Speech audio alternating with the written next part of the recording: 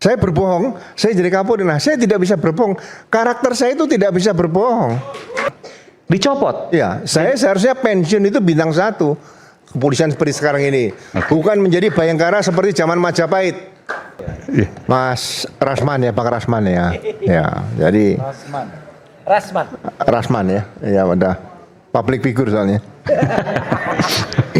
Saya masuk akabri kepolisian tuh tujuannya pasti sama, mengabdi kepada negara dan bangsa. Bukan bekerja untuk Polri.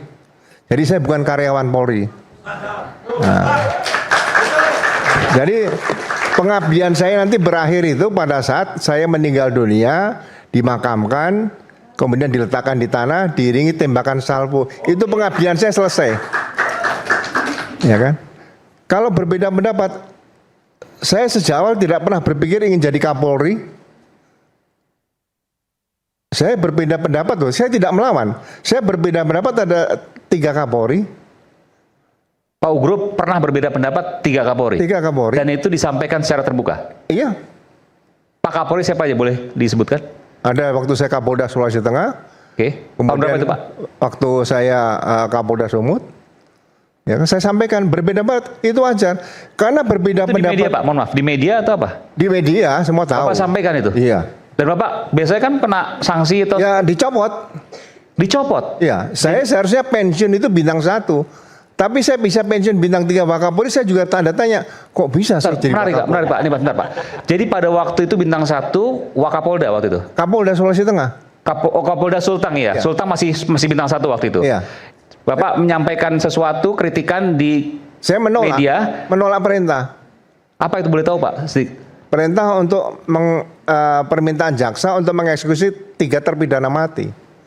3 terpidana mati masih punya hak konstitusional untuk mengajukan gerasi kedua sesuai dengan Undang-Undang Gerasi nomor 22 tahun 2002. Bapak menolak perintah, Bapak menolak eksekusi jaksa waktu itu? Iya, jaksa minta perintah Kapolri saya laksanakan. Tapi saya katakan, mohon izin Jenderal, ini belum bisa kami laksanakan karena masih ada hak proses konstitusional lagi yang harus dipenuhi.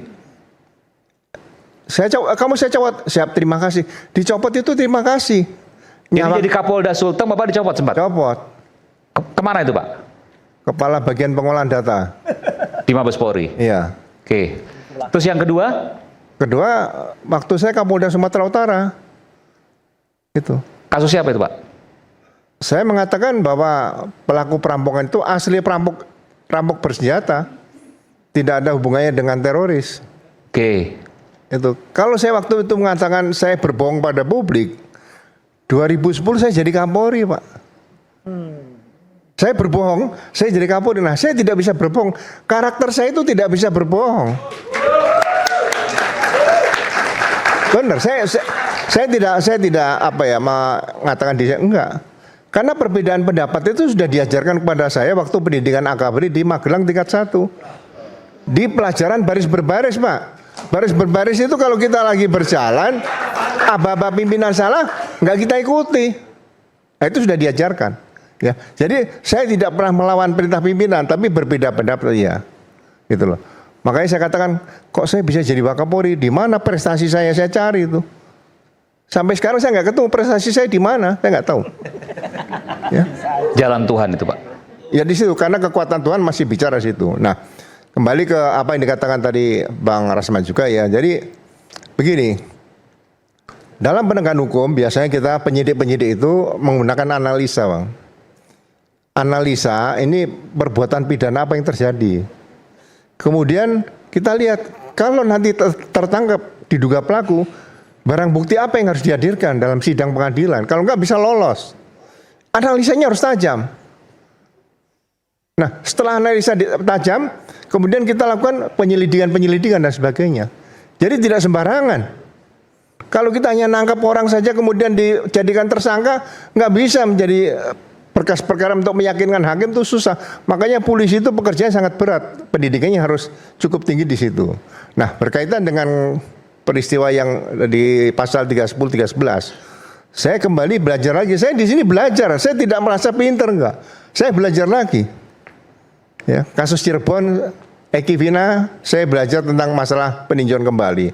Nah, saya di sini belajar. Ternyata buku ke-1 KUHP itu penting dipelajari. Pasal 1 KUHP lama dan baru sama. Kita harus menyatakan kalau perbuatan pidana itu diatur dalam undang secara eksplisit itu harus dibacakan. Dan tidak boleh pakai analogi. Contoh, pasal 310, 311.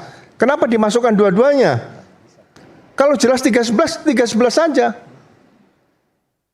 Pasal berkaitan dengan perlindungan terhadap wanita, itu kalau nggak salah ada 9 pasal. Dari 284 sampai 28, ada 6 pasal, 289. Ya kan?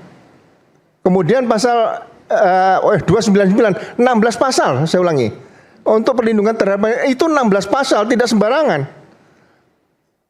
Wanita sadar disetubui, berbeda pasalnya dengan wanita tidak sadar disetubui. Itu pasalnya berbeda. Jadi secara eksplisit harus disebutkan. Itu pertama, ya kan? Nah, kemudian ada kaitan dengan Undang-Undang ITE. Nah, pasalnya sudah jelas.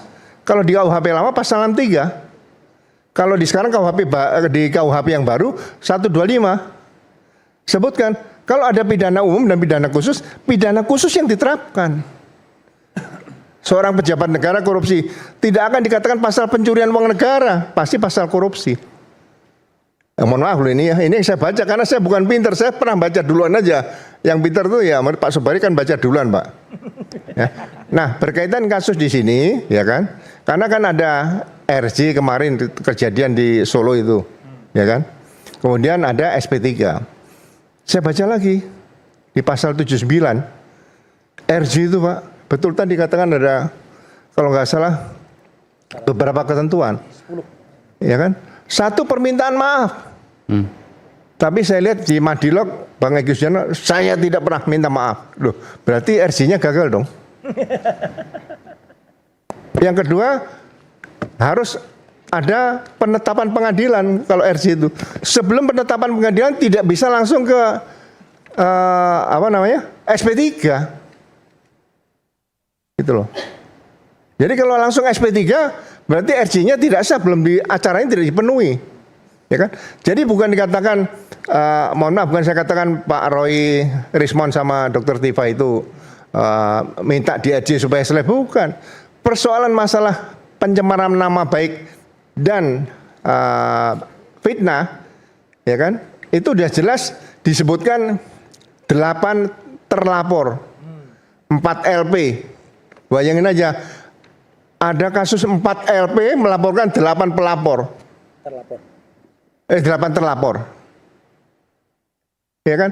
Kemudian kalau dikaitkan dengan pasal penyertaan dan pasal perbarangan tadi dijelaskan, mereka ini perannya 8 ini siapa yang jadi pasal 55, siapa yang 56 kalau KUHP lama. Ya kan? Penyertaan siapa yang melakukan, siapa yang menyuruh melakukan, siapa yang turut melakukan, siapa yang membantu, nggak ada. Nah, begitu kejadian ada peristiwa di Solo, akhirnya kebingungan sendiri. 2 orang dinyatakan RJ, ya kan? Kemudian di SP3. Nah, ini kira-kira di pasal 79 tadi RJ-nya yang mana nih? Di situ. Pemaafan. Loh, Pak Egy Sujana tidak minta maaf. Pemaafan. Pak Egy Sujana tidak minta maaf, Pak. Ada surat permohonan RJ oleh pengacaranya Ali Danet. Enggak, ini di Madilog kan saya Januari, Bang. Di Madilog kan saya dengar Pak Egy Sujana tidak pernah minta maaf nih. Pengacaranya. Loh, iya maksudnya. Iya, saya katakan seperti itu, ya kan. Jadi penetapan pengadilan juga belum dilaksanakan. Nah, kalau Pak Egy dan Pak Damai Hari Lubis di SP3, berarti kan sudah ada pencabutan juga. Maksudnya gimana, Pak? Pencabutan laporan dong Terhadap mereka berdua. ya, terhadap seluruhnya. Harus seluruhnya. Terhadap peristiwa itu yang dilaporkan, bukan terhadap tersangka terlapornya. Terhadap peristiwa yang Jadi dilaporkan. kalau 1 LP ada 10 orang, yang 2 ini kemudian dicabut. Bisa dicabut kalau dinyatakan meninggal dunia. Oke, kalau seandainya di SP3 karena RJ dan lain sebagainya, Ya. maka Seluruhnya harus dicabut juga. LP-nya, laporan peristiwanya itu dikembalikan, dipulihkan semula. Berarti itu semua dihentikan. Bukan diminta dihentikan, tidak perlu. Kita hanya mengingatkan. Loh, berarti tidak bisa hanya 2 saja dihentikan, yang 6 tidak. Seperti itu. Jadi sekali saya katakan Ya. bukan akhirnya ada dua, Pak tolong dihentikan. Saya tidak pernah memerintahkan penyidik seperti itu. Ya, saya hanya memberikan saran masukan. Ya kan. Jadi kalau ada kejadian seperti saya memberikan koreksi, ya saya koreksi supaya Polri 2045 nanti tahun emas itu sudah sesuai dengan Polri harapan kita bersama nanti. Tidak ada kriminalisasi. Ya, buku ke satu KHP itu dibaca secara tuntas dan jelas. Tapi sebentar Pak, saya mau tanya, kasus yang Mas Roy, Dr. Rismond, Dr. Tifa itu alami adalah kriminalisasi menurut Pak Ugro? Saya mengarahnya ke situ karena satu, Oke. pasal-pasal di buku 1 KHP tadi tidak dipenuhi. Tidak ada istilah klaster 1, klaster 2. Di KUHP tidak ada istilah klaster. Di hukum acara pidana tidak ada klaster. Kalau disebutkan pasti pasal 55, 56. Nggak, apa pentingnya klaster sehingga menyimpulkan kriminalisasi? Ya, ini kan akan dikaitkan penerapan undang-undangnya saja dengan beberapa pasal itu pun sudah salah. Karena kalau ada beberapa satu perbuatan kemudian masuk dalam Kategori beberapa A. peraturan pidana, Oke. ya kan? Itu diambilkan pasal yang terberat ancaman hukumannya. Oh, seolah-olah target gitu. Ya, itu ada leg spesialis. Maksudnya gitu Pak, seolah-olah ditarget gitu. Loh, seperti itu karena supaya Oke. bisa ditahan dicarikan pasal yang hukumannya berat. Oke. Seperti itu. Oke. Ya, jadi kita memberikan koreksi itu demi kebaikan Polri, demi kebaikan masyarakat ke depan. Bukan saya nggak cinta Polri. Kalau saya nggak cinta Polri, saya biarkan aja polisi seperti sekarang. Saya memberikan koreksi karena saya pernah jadi penyidik. Ya, penyidik di mana? Kasat Sersa Jakarta Pusat. Pusatnya Jakarta. Kasat Sersa Surabaya, ibu kota provinsi Jawa Timur. Masa saya berbuat semuanya saya, kalau saya kritik berarti saya nggak cinta Polri. Loh, justru saya cinta Polri, saya kritik Polri.